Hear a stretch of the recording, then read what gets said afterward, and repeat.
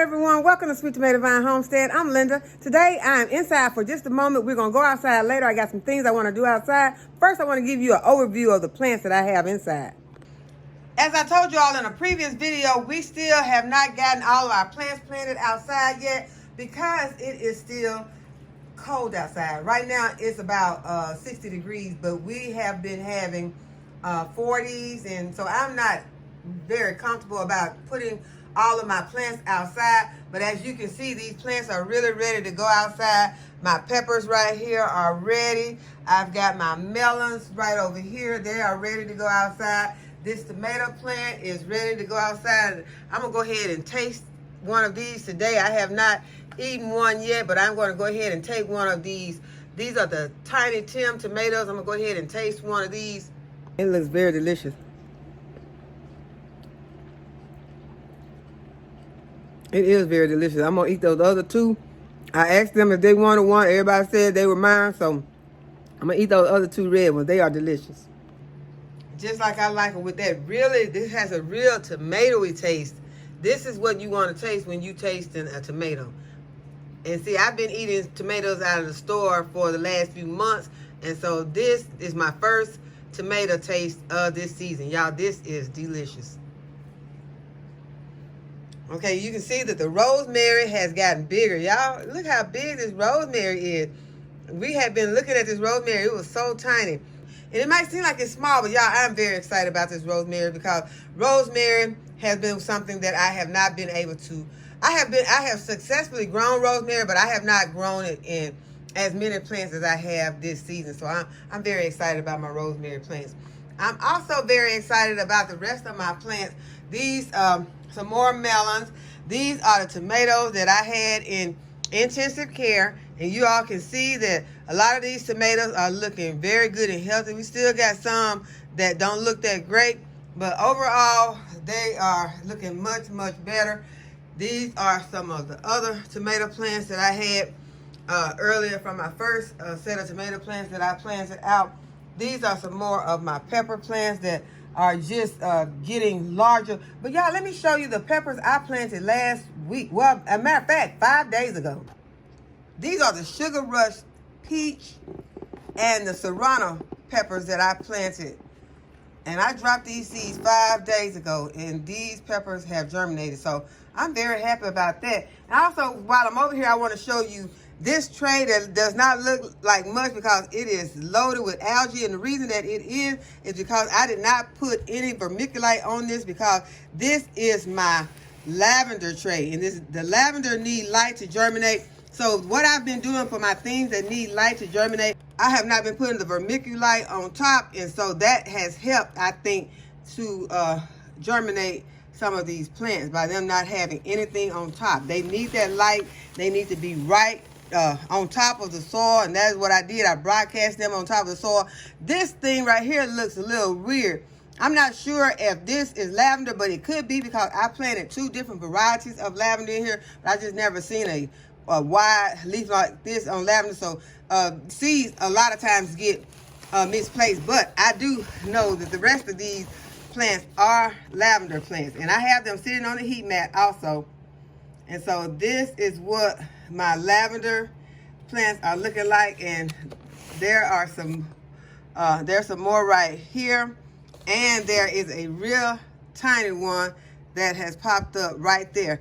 So this, I'm confident that I will be getting more lavender popping up in this tray. I'm gonna leave it here on this mat, not put any covering over these seeds that I sprinkle right on top of this soil.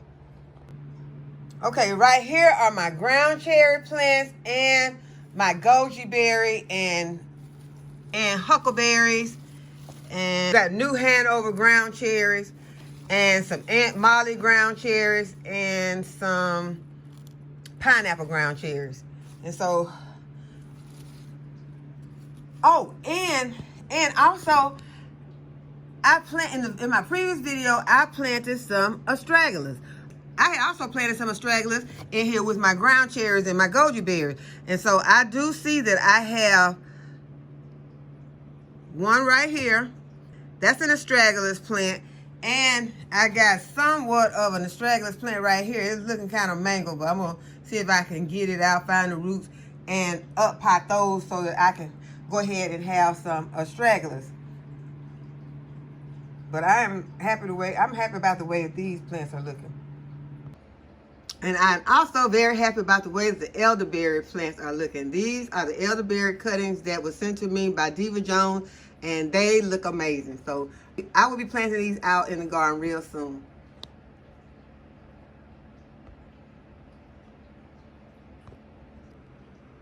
And my banana plants are looking very good now. You can see that they got new growth coming out of the top of them on all 4 of them. They have, but this one has less than the rest, but this one right here also has new growth coming out of it, and the one right there has new growth coming out of it. And these are the tomato plants that I up potted yesterday, and they are looking very good. I just put water in the bottom, and so it looks dry on top, but these plants are wicking this water up from the bottom because that is the way that I water them, through the bottom, so I won't worry about getting any water on the leaves of these tender seedlings. So although it looks dry, the roots of these plants do have moisture. And this valerian plant that is in my lead pot is ready to go outside, and I'm going to take it outside as soon as I get a chance because I want this plant to be where I can get this root, because you use the root of your valerian plant instead of the leaves. Maybe you could eat those leaves, but they don't have a medicinal purpose. The roots are what has the medicinal purpose on the valerian plant. But these sweet potatoes are putting off slow growth, and these are some of the sweet potatoes that I grew myself. So these are not some that could have a inhibitor on them. These are my sweet potatoes. So I don't know why my sweet potatoes are having, but one thing, I got them sitting on this mat. That could be, I don't know. I got them sitting on, this was not on purpose that I sit them on this heat mat. So they just ended up sitting on here. This has been probably the last few days they ended up on this heat mat. But for some reason, those sweet potatoes are putting off very, very slow. I mean, you can see some growth coming out, but it is so slow that I'm about to give up on these sweet potatoes. And I did go ahead and order me some other varieties of sweet potatoes because I wanted the purple sweet potato, and I also wanted the Japanese. I want to make sure I have enough of the Japanese sweet potatoes. So I'm going to go ahead and keep these out here for a little while longer. But if one rots, they're all going out because I have had these out here long enough for them to have made some good slips. So if anyone else is having problems with their sweet potato slips, let me know, and let me know, if you have any ideas of what's going on with this. Yeah, the chickens have started laying again really good, and I'm excited about that. And I'm going to go ahead and get these wiped off and put in a jar of pickling lime. That is the way that I will be storing these eggs. And today is a great day for some banana nut bread.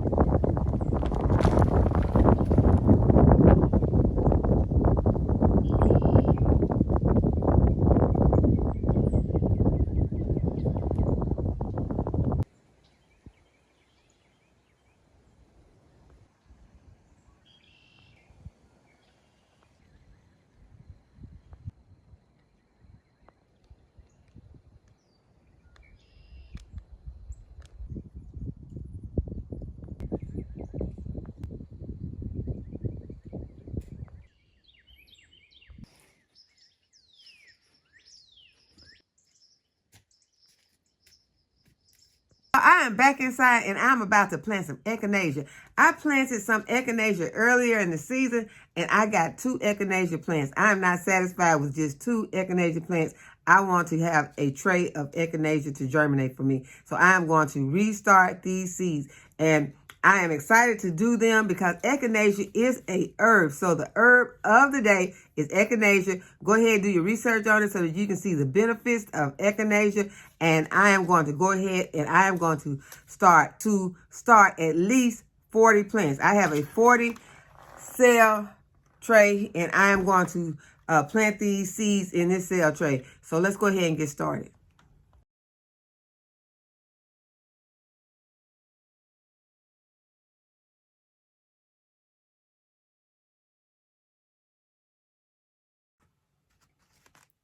Okay, so the first thing I want to do after I got my soil and my cells is to press it down, give myself a good foundation to make sure that my seeds don't go to the bottom. Although these Echinacea seeds are not very tiny, so I don't think I really have a problem with them going to the bottom, but it just depends on what type of seeds you have. Some seeds will go straight to the bottom. If you don't have your soil pressed in, once you water those seeds, they will go straight to the bottom.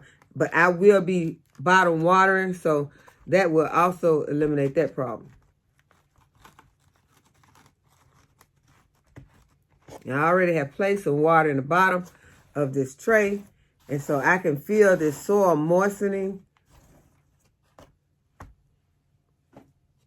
Also helps to go ahead and moisten your soil before putting it into your seed tray. But since I'm inside, I did not do that. I was trying to cut back on as much of this mess as I possibly could. Probably in 1 week, we won't have to be worried about this because I think maybe by Sunday, our temperatures may get to be back to normal for this time of the year. Although I don't know if there is a normal anymore on the temperature, but at least we can expect, I think, to have some higher temperatures so that I can be outside more. Because y'all, I was outside today and it felt so cold, and with the wind coming off of the water, it was just cold to me, and it was around 60 degrees. I think that was probably the high though, because it felt cold to me all day. But I did work outside, but it was so windy that I didn't get a chance to really talk to you all while I was out there, because I didn't want you all to have to strain to try to hear me. Give you all updates on the garden though, to show you some things in the garden. So that is why I was not vocal in the garden. Okay, so I'm gonna go ahead. I'm gonna use some of these seeds that my friend Elizabeth sent me.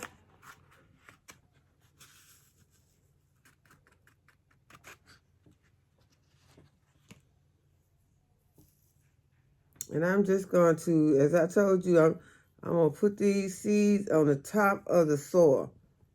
Okay, I'm going to try to make it all the way through.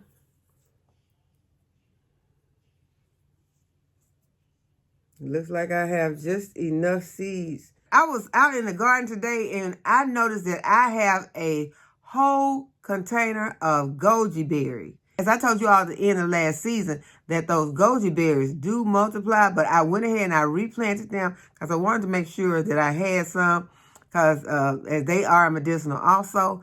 They are a superfood, and I wanted to make sure that I got some more this season, so I went ahead and replanted them. I have so many goji berry seedlings. In the next video, I will be uppotting some of those goji berry seeds because I am goji berry rich. These Echinaceas need to germinate under the light, so I'm going to go ahead and put my label on, and I'm to take them and put them under the light on the grow station, and I will keep you updated on when they germinate. So I hope that you have enjoyed the video and that you give this video a thumbs up and subscribe to my channel. Please hit the notification bell to be notified when I upload a new video. And as always, thank you all for watching. I'll see you in the next video. Bye-bye. Press these down and give them a little seed to soil contact.